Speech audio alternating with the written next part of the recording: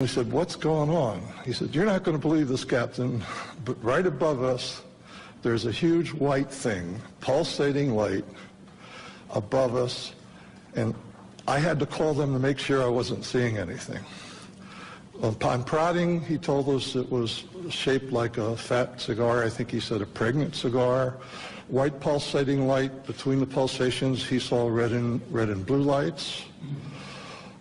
It was silent, because I prodded him saying, is it some sort of helicopter? He said, no, it's very silent. We're talking to him for several minutes, and he says it's starting to move away along our access road. So we hung up. My deputy and I are saying, what do? We got to report this.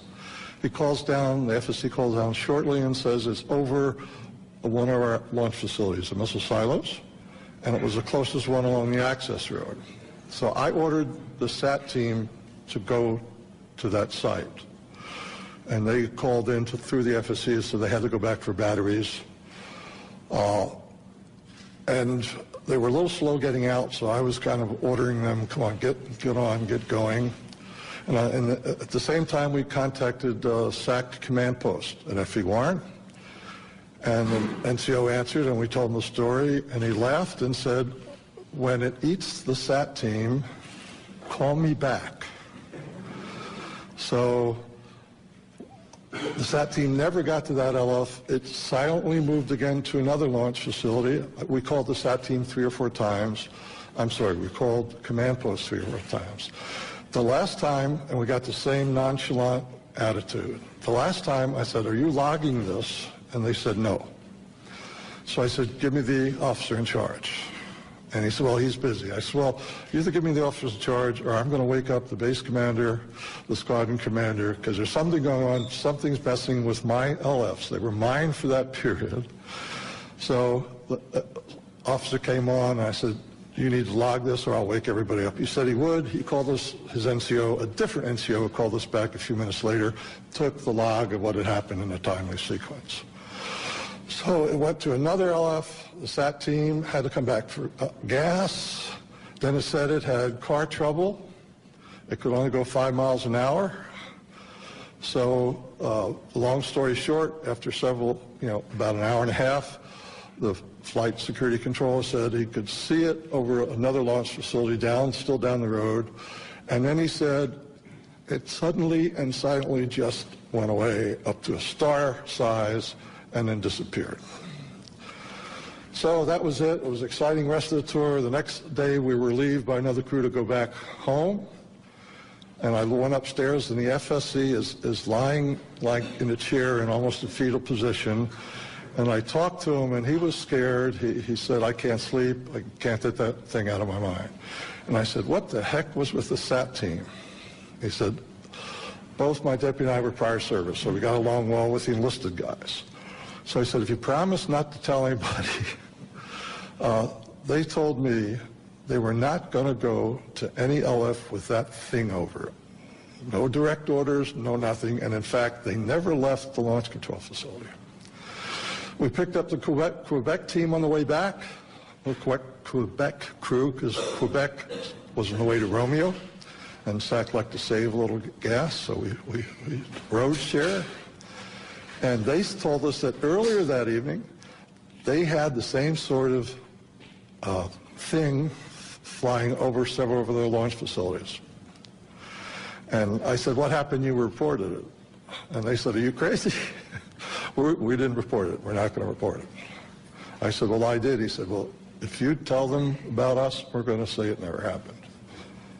So we went back home. I reported to my squadron commander. The next few, we always have departure meetings when you go out for alert. The next several departure meetings, we had an unusual visitor. We had an officer in a uniform telling us that you may have heard rumors about this. It didn't happen. It's top secret. And I wanted to stand up and say, which is it? Didn't it happen, or is it top secret? So that's my event. I think Mr. Salas could back. Thank you.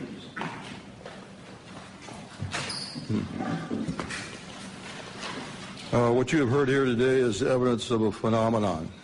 It sounds fantastic, and it is fantastic. We presented this evidence in the public interest of open government. Our signatures on affidavits in the press kit that you have attest to the truth of our statements. Our evidence is now public domain. The real question is, what is the public going to do with it, this testimony? It has been a general practice of the media to scoff at these kinds of stories, make light of such testimony.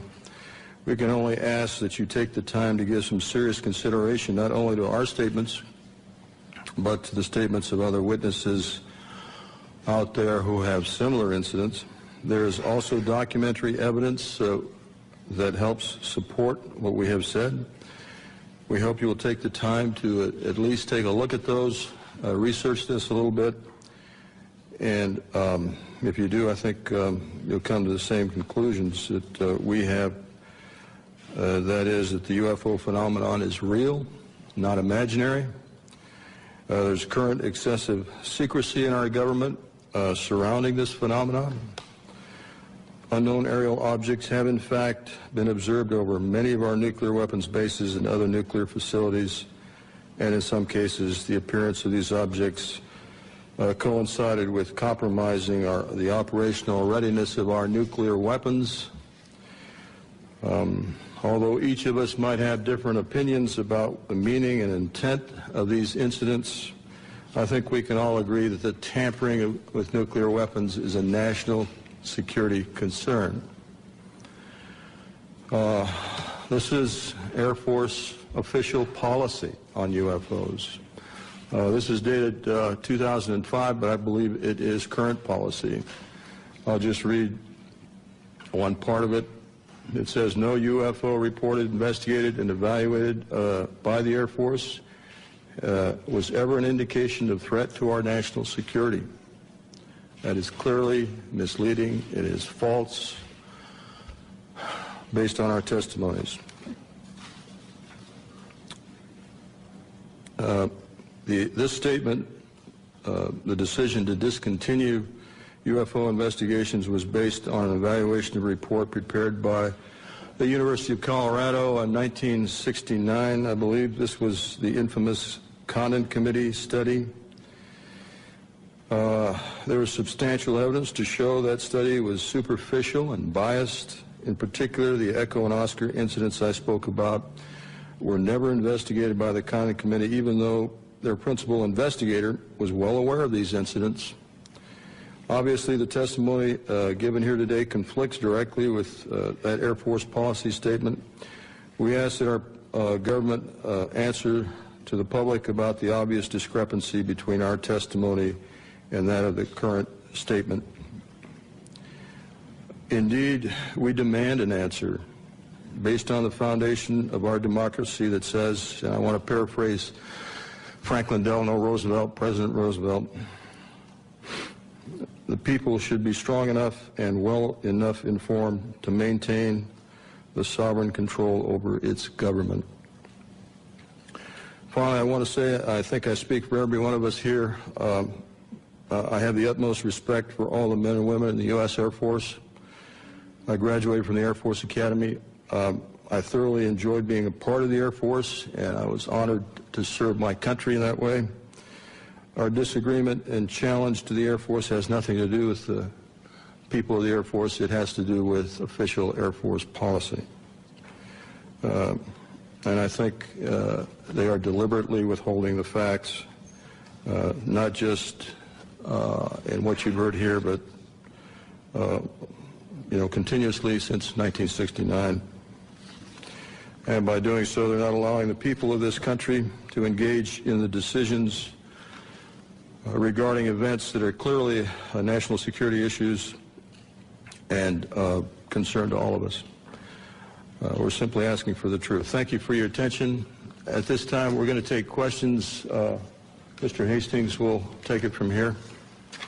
If you would go to the microphone over here and tell us what media you represent. Thank you. When you ask a question, I would ask first that you identify yourself and your organization, and then direct your question perhaps to a specific individual. That person will have to find his way to the mic, so there will be a bit of delay.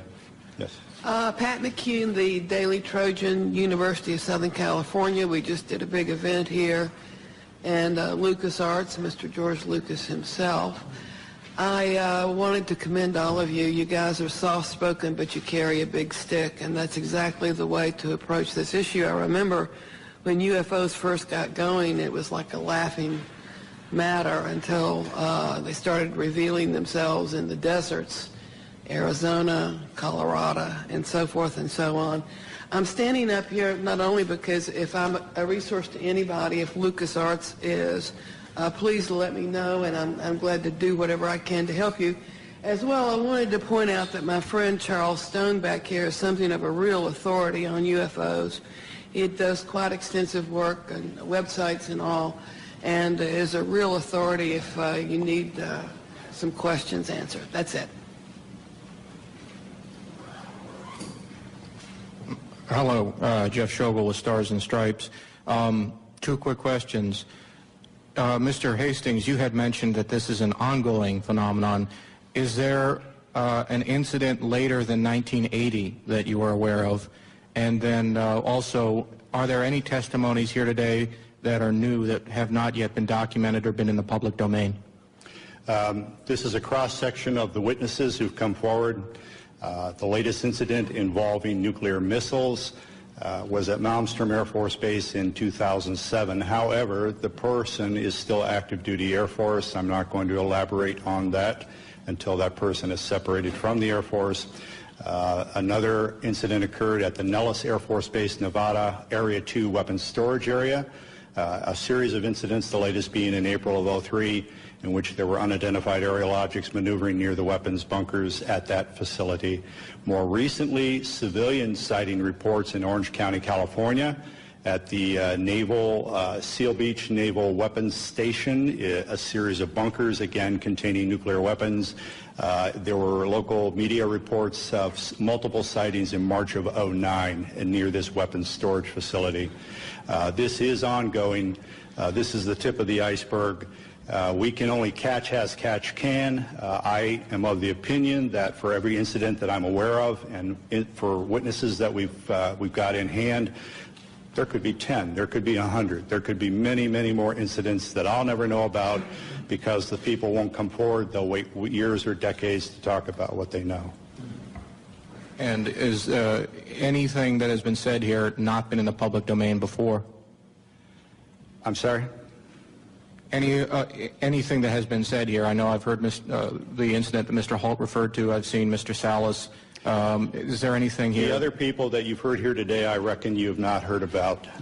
The testimony of the majority of these people have not hit the national airwaves, so to speak, or the national media. There have been websites, I've written articles and so on, but the majority of these witnesses have not received national or international exposure.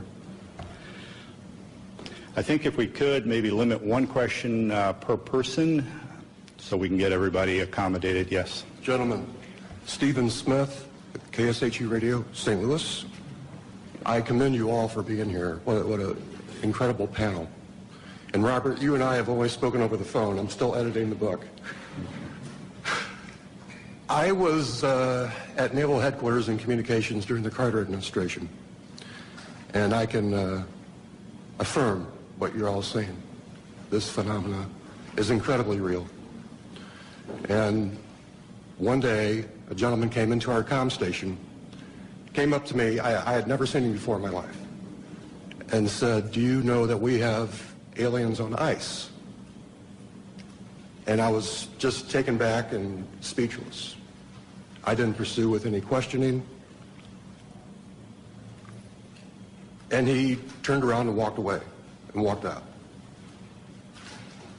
I have been a contactee twice in my life, both times in Santa Monica, California, one in 1986, one in 1997. Incredible experiences that I won't go into detail right now. But I just want to say bravo, gentlemen. Thank you. Spencer Ackerman with Wired. Mr. Hastings, could you elaborate on why you've speculated that the unidentified flying objects that all of you have described possess the agenda of trying to tell us to turn away from our path of use of nuclear weapons? Are there other potential explanations that you've considered and found less plausible? Is there a possible offensive threat to the world from these UFOs? As I said in my introductory remarks, that's speculative on my part. However, given the available evidence, that is a plausible scenario. We can clearly say, based on radar data, which are empirical, not anecdotal, that these objects have been tracked since the early 1950s, if not earlier, traveling up to 7,000 miles per hour, making right-angle turns at high rates of speed, instantaneously hovering, reversing course. If we or the Russians or any country on Earth had those kinds of craft in the early 50s, why have we spent the last several decades developing fixed-wing aircraft of far inferior abilities? These are clearly, in my view, a technology from somewhere else piloted by beings from obviously another world or another dimension. Moreover, the fact that missiles have been tampered with here and in the former Soviet Union, and on one occasion in each country, about which I am aware, actually activated, I think we can rule out that these are the Americans attempting to start World War III or the Russians attempting to start World War III. Again, the technology involved is so superior, and we cannot conceive of a logical scenario whereby either of our countries would attempt to activate nuclear missiles for any reason under the sun. Now, our opinion is that whoever these beings are, they are indeed attempting to send a signal that we are playing with fire, that we are gambling with the human race's future. There are other possible scenarios. I have half-jokingly said from time to time, maybe they're planning to invade Earth and they don't want to inherit a radioactive environment when they do. Now, I don't believe that's what's going on by any means. I don't think humankind is in jeopardy from whoever they are and what their intentions are, except we will have our minds expanded. There will be a paradigm shift. Traditional institutions such as religions, governments, other social institutions may indeed be threatened by what is coming. That is just a logical consequence of what is about to occur. But if indeed this Earth is being visited by other races, and if those races are, one or more races, are in fact repeatedly monitoring and sometimes tampering with our nuclear weapons, that secret, in our view, should not be kept from the citizens of this planet any longer. But you don't think there's an offensive element to their contact? I don't think there's any potential hostility, except, again, to closed-minded people. Sure. This is to the question of hostility.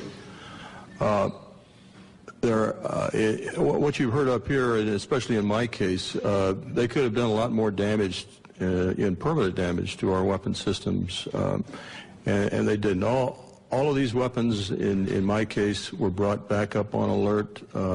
It took a day or so, but everything was fine. If they wanted to destroy them with all the powers they seem to have, I think they could have done that job. So I personally don't think this was a hostile intent. Hi, I'm Charles Stone with the Tiger News Service. I didn't ask my friend to come up and make that statement for me, but appreciate your patience. I've published internationally in the history of weapons of mass destruction, including going back to the 1940s, and these incidents go back to at least that period of time, that U.S. government military facilities that were doing high-tech development in that period of time also reportedly at least had UFO visitors of various types, and that there is archaeological evidence that there have been what we would call that there's evidence of what was almost certainly atomic warfare in ancient history, at least twice, and also that I'd like to mention that one of our biggest and most powerful government agencies was founded in part to monitor UFO activities. That was the National Security Agency in the late 1940s. Did you have a question, sir? Are you aware that the NSA was partially founded to monitor UFOs?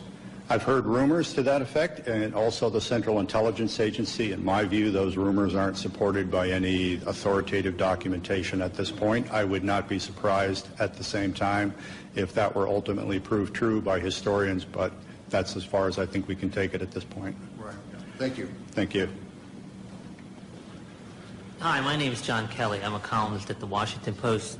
Colonel Halt, you mentioned that when you went out you had a cassette recorder, a Geiger counter. You said a camera? Camera, 35 millimeter camera. First of all, did you take any photographs? And second, how does a cassette tape made by you, presumably for official purposes, end up at a cocktail party entertaining guests? Okay, two questions. Let me answer the first one. The disaster preparedness individual that I took along, Tech Sergeant Monroe Nevels, also worked for the base newspaper part-time. He was a professional photographer on the side, had a degree in photography, had his own darkroom. In fact, when he left the base, we had serious problems because he painted one of his rooms with flat black paint. We had to redo the paint about 4 or 5 times. He took numerous pictures of the indentations, pictures of the broken branches. He tried to take pictures of the objects in the sky. He took the film back home, and it all came out fogged, unfortunately. Now, he did it in his own darkroom. I used to have a darkroom and dabble in photography, too. He could have done it himself. It could have been a radiation, which I have doubts about, or something could have happened that we don't know about. But anyhow, the film all came out fogged. Sergeant Pennison had a camera. It was not uncommon for the security police on the perimeter to carry cameras because the British have a lot of, we call them bird watchers, people that catch tail numbers and follow the history of airplanes and climb over the fence from time to time, not to do any damage or any harm, but curiosity and try and get close. It's part of a game.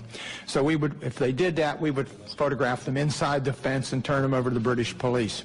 Sergeant Pennison took his film to the photo lab and turned it in, and they told him it disappeared. I can't answer that. The other question, what was the other question you asked about the... So did you personally have a camera that were taking pictures? I did not. I had the microcassette recorder. We, keep in mind, we were just in the process of transitioning to word processors in those days, still using the typewriter. Our secretaries were very resistant to getting involved in modern technology. And so what I would do, I carried one in my pocket, a little linear, and we had the big linear machine in the office, and when I went around the base, I'd note, you know, the fence is damaged here, this needs to be painted, whatever was going on. And I'd come back and give her the tape, and she'd type it up for the staff meeting the following week. So I just thought, well, I'll take the tape recorder along because I don't want to take notes. It's cold and windy, dark. So I took my tape recorder along. It was a little microcassette one, little tiny ones. I still have it, by the way. I came back, and after the tape was played at 3rd Air Force, and I played it for Squadron Leader Moreland and several other people, Ted Conrad, my boss, said, make me a copy. So I made him a copy. He put it in the desk drawer, in his desk drawer. He moved on and was replaced. And the gentleman that replaced him thought it was hilarious to play the tape. I didn't know this at the time at cocktail parties. So he was playing a copy. A copy of that copy somehow or other got to a gentleman by the name of Harry Harris, a British barrister or a lawyer. Harry was an amateur ufologist. He and a guy by the name of Mike Sachs. I traced this down years later. And a couple of ladies named Brenda Butler, Dot Street, and Jenny Randalls, who were writing a book at that time, all got involved, and my tape got out into the public domain, a copy of my tape. What's on the internet now is probably a 5th, 6th, or 7th generation, but it's out there. So does that answer your question? Thank you.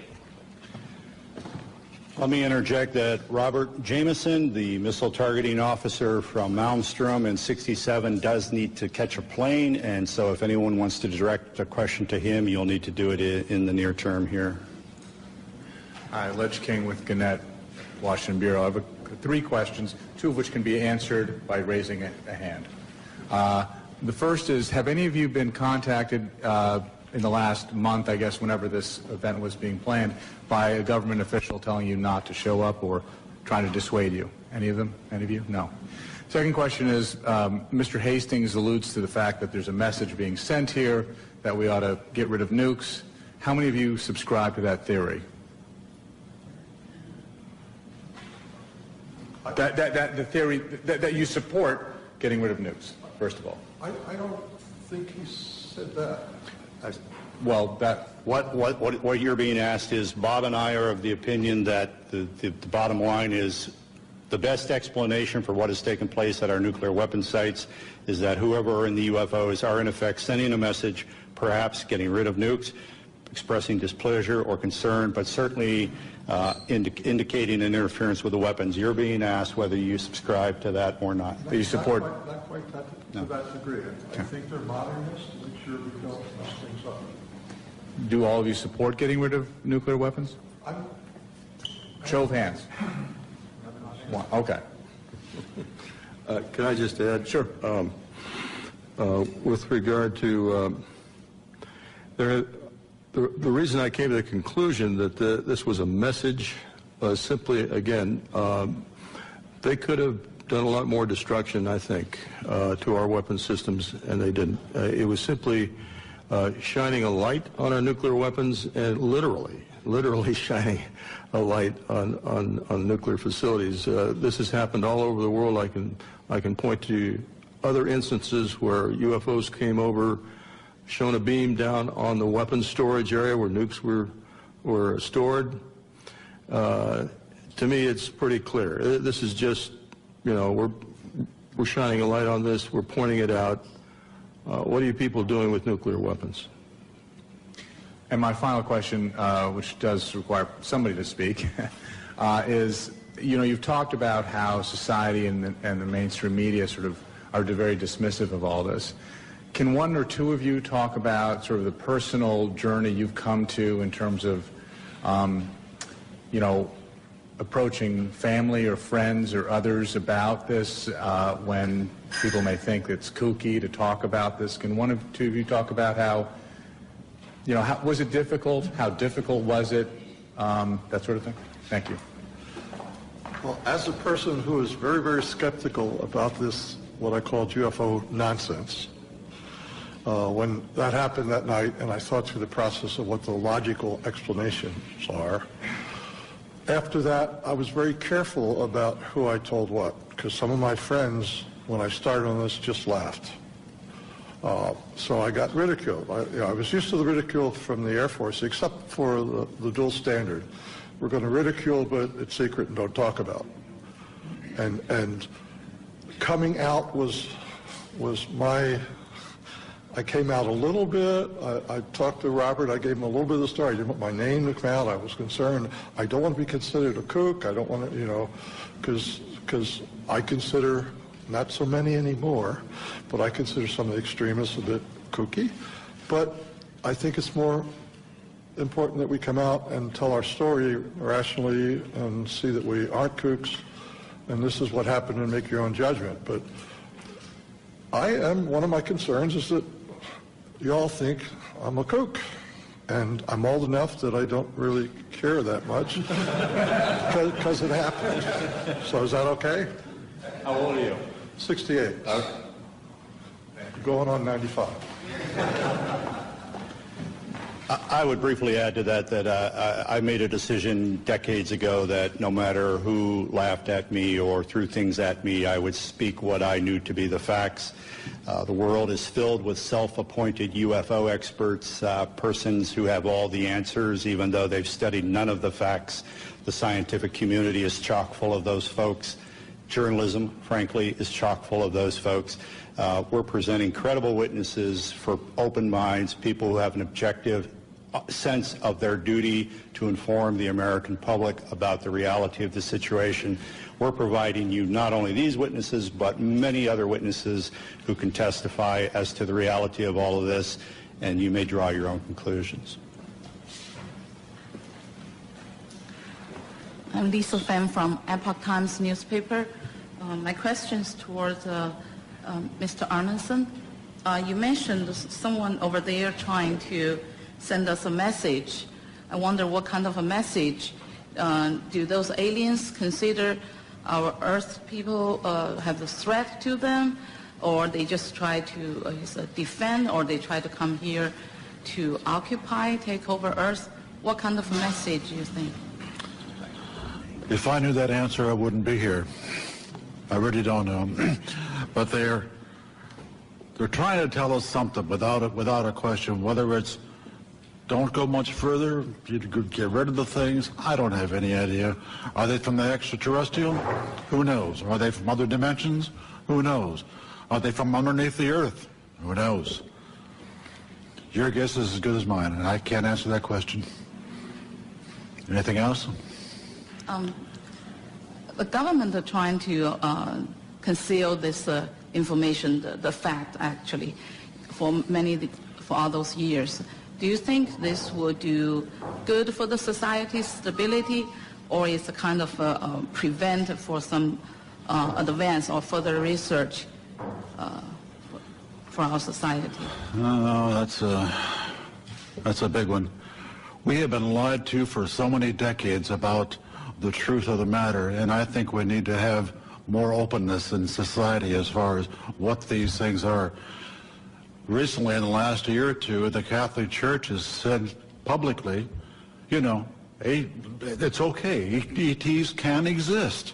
They're our brothers, and they are theologically saying it's okay to believe in extraterrestrials. And if the Catholic Church says it, it's got to have a big stick, I would think, as far as the Western world is concerned anyhow. Do you think right now it's a time for human beings to admit there are other spiritual beings in the universe besides the human race? Oh yeah. I think that's the thing is, people are so wrapped up nowadays in their own world. They're worried about jobs. They're worried about mortgages. They could care less about UFOs and ETs and paranormal events and whatnot. That isn't even on their radar scope. Unfortunately, but that's... I understand that. I haven't spoken to college students that much myself, but I understand that that is a fact. Yeah. And that's healthy. I think that's goodness. Oh, yeah. I just wonder what's in the archives in the Vatican as far as UFOs and things like that are concerned. If that could be released, wow, I bet it would blow the socks off a lot of people. That would be interesting. Okay. Sorry. Let me. You asked what would the potential changes be for society? Would this be good? Let me briefly summarize and say, in 1975, a former CIA official, Victor Marchetti, wrote a best-selling book called The CIA and Cult of Intelligence. The CIA took him to the Supreme Court to attempt block publication of that book. Ultimately, a redacted version of it was released. It was the first book in American history to be censored by the U.S. government. The same Victor Marchetti, in 1979, wrote an article for Second Look magazine. The title, I believe, was How the CIA Views the UFO Phenomenon. He said, among other things, this subject was so sensitive that you did not talk about it in the agency unless you had a need to. Nevertheless, there were rumors floating around at the highest levels of CIA about recovered crashed UFOs and the bodies of their crews. Thirdly, Victor Marchetti said, in his opinion, as an intelligence analyst with CIA for I think 11 years, he was of the opinion that no government on earth will voluntarily release this information because it would jeopardize the status quo, i.e. their power. Even if there's no hostile intent or implication to the visitation of these beings, if indeed these are extraterrestrials, even if they're not meaning us any harm whatsoever, governments have nothing to gain and everything to lose by admitting the reality of this. And Victor Marchetti's opinion is that this will probably come out, by some action on the part of the phenomenon itself, which will leave no doubt in anyone's mind. But don't expect Washington or Moscow or any other government to volunteer the reality of all of this. Thank you. I'm Jim Canan. I'm a defense writer of long standing in this town for Gannett Newspaper's Business Week magazine, and I was senior editor of Air Force magazine. I'm going to ask a question, but I want to contribute something. When I was on Air Force Magazine, I was told by an Air Force colonel of long acquaintance that this was real and that we were actually dealing with the aliens. I never had the guts to write.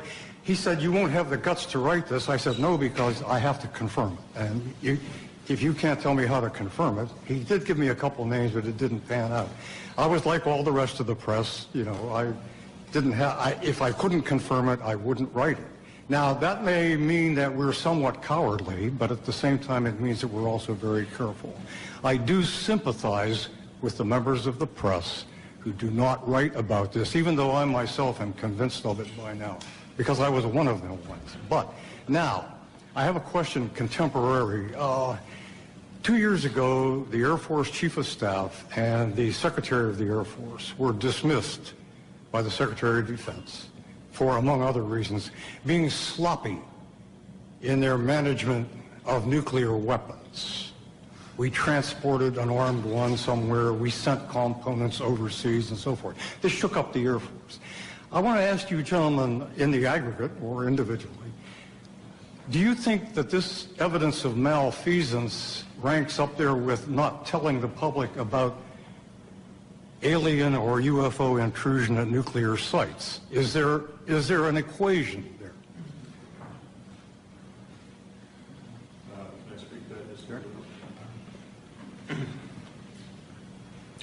I don't know about ranking, but it points out the dangers of nuclear weapons. The fact that these accidents have occurred, serious accidents with nuclear weapons, and it just points out how dangerous it is that we have them. I don't know how to compare that with the cover-up. I'd have done an analysis of the cover-up, and I'd be glad to give it to any of you guys that are interested. But I think it's related in the fact that the cover-up of the fact that the UFOs did intercede with our nuclear weapons is extremely important. May I add something? This Air Force colonel who talked to me about all this, he did so in result to my questioning about it after a Japan Airlines freighter over Alaska was trailed by a UFO in 1987. I called all over Elmendorf, FAA, the Pentagon. And then I was approached by this colonel whom I had known, who said, I understand you are interested in UFOs. And I said, yeah, you know, well, I have something to tell you. And since he had known me a long time, that's why he got into this. It had no great enterprise on my part, and I still don't know what to believe. But would you comment on, he also said, though, that we have a lot of misconceptions about what they are here for. He said they basically don't give a damn. They don't care what we do. They're here for their own purposes. And that any notion that they should land and say, take us to your leader, boggles the imagination because they don't care about that kind of thing. And I said, well, do you have any idea why they are here? He said, no. And he didn't think anybody else in the Air Force or anywhere else did either. How does that square? Let me interject regarding the November 87 radar tracking incident that you alluded to. Right, and in recent years, you may know that the number 5 guy in the echelon at FAA, John Callahan, has gone public and said that shortly after that happened, CIA agent, 2 agents, I believe, and some other government types convened a meeting at FAA headquarters and said we want all the radar tapes, all the voice tapes, and this never happened. I wasn't here. John Callahan said, how come we can't tell the people about this? According to this FAA administrator, the CIA agent said the people would panic, the public would panic. John Callahan, to his immense credit, kept some of the data down in his office. The CIA agent said, give me all of this. He gave him everything that was on the table, didn't tell him about what was downstairs. And when he left the agency, John Callahan released that to the public. So CIA is still quite involved in all of this. Leslie Kane's great book includes that again. I think regarding well, to follow up on the other part of your question about, what are they up to, why are they here, and so on, no one knows. Maybe the people at the CIA and the Pentagon and the Kremlin don't even know. However, these very simplistic scenarios of if they're real and they're here, why don't they land on the White House lawn? Well, if they're anthropologists and this is a classroom experiment, you don't interject yourself into the experiment, you observe. Or an alternate scenario, if this backwards planet is on the verge of a nuclear holocaust, maybe on a limited basis you intervene in a way that the Pentagon knows what's going on, the Kremlin knows what's going on, except for troublemakers like us, the public at large in neither country does not know what's going on. So in effect, you send a signal, in my opinion, to governments about nuclear weapons without alarming the general populace.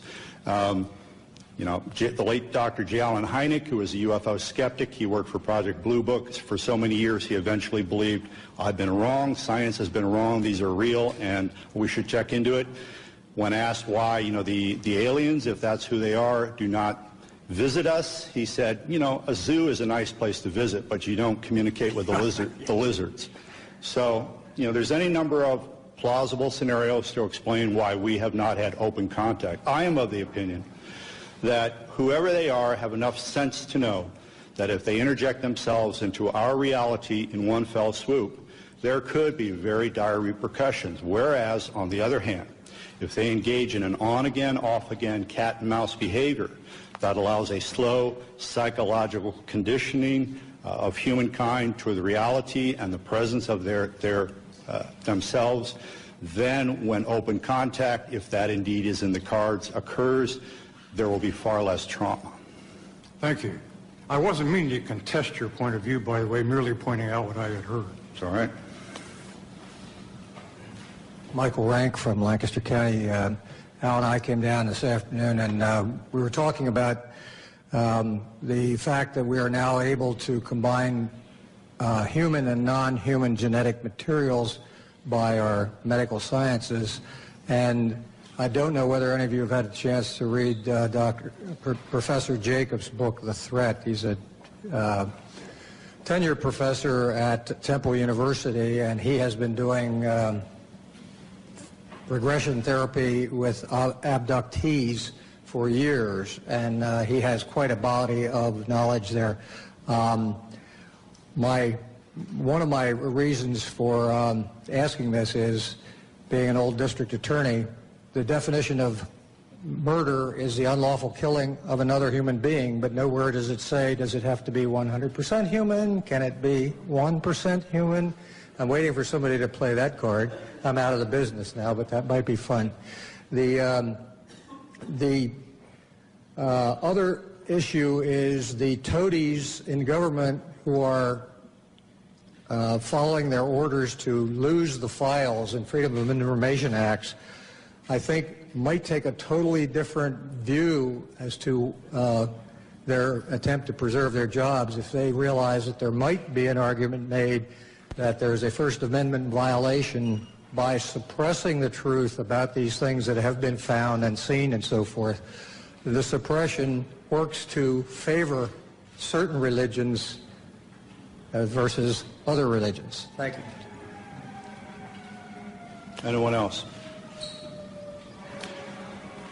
Thank you for coming. Again, all of us will be available for one-on-one interviews for some period of time. Thank you.